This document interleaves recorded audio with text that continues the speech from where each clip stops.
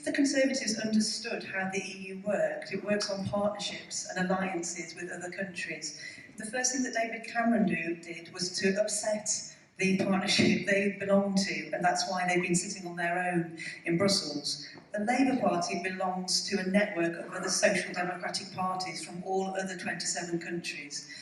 I saw Barry Gardiner today. We were at the manifesto launch and he travelled back on the train with us. I asked him directly, I said, from my understanding, we still belong to that network and we've been working with them to check that our deal is passable. Am I correct? Can you tell me from the horse's mouth? He said, absolutely correct. We still meet them every month and we have been working on that deal and we have their support. So the deal that Labour have prepared is ready to go and has support from our European partners. The question is whether it has support in the country.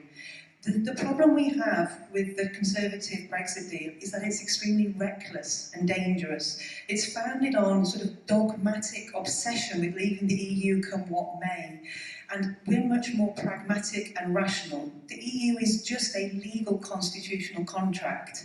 And changing it or leaving it means amending a legal contract. I'm afraid it's rather boring. But what we would like to do to make that a safe deal is put back in three really important things that you currently enjoy.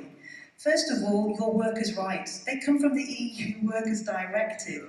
If the Conservatives have their way, you will lose all your workers' rights.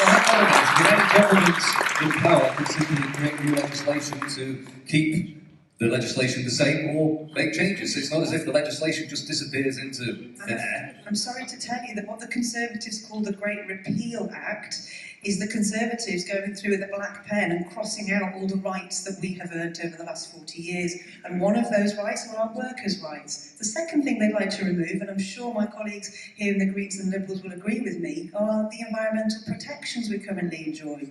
The air quality control. Our local councils here are obliged by EU law to measure the air quality in our towns and cities. Where we fall below acceptable standards, where the pollution is harmful to our children and families, we are fined. Under the Conservatives, they are all ripped out.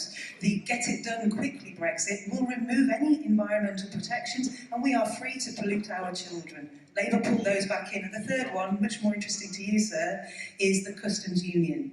If we leave the customs union, so in your rush to get away from politics and legal, you're actually running away from the business opportunities. If we leave that union, every business in this country will have to pay tariffs. The average is 15%, but some can be much higher. The first thing they will do is pass that on to consumers, and the second thing they will do is go under. We want to protect businesses and give them the opportunity to keep trading. It's about those standards and regulations. Once we don't have to meet the standard for export, we will be producing substandard food, products and issues, which means we could never rejoin that market. So what Labour is trying to do is mitigate the damage of Brexit, make it a safe Brexit so that we have protected you from all the worst irresponsible elements and then give you the choice. So if you still want to leave the EU, let it be a safe Brexit. And that's the deal. That's got the approval of the EU through our partnership working, and we will put to the people within 6 months.